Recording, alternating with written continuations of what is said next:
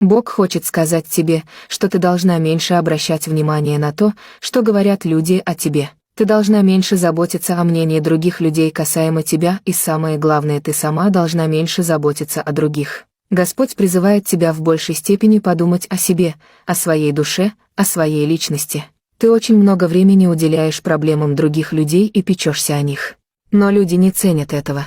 Ты думаешь обо всех, но не о себе. Настал момент, когда необходимо позаботиться о себе, и Господь прямо говорит тебе об этом. Но с этого момента вы меняете ход своей судьбы, а подсказкой, что цикл запустился, станет сон, не похожий на другие. Вы сразу поймете, что через этот сон исполнится одно из давних твоих желаний, впредь все, за что возьметесь, будет складываться максимально благоприятным для вас образом. Боль на сердце и тяжелые времена остаются позади. Не веришь? Просто сохрани это видео до момента исполнения, в комментариях пиши «принимаю».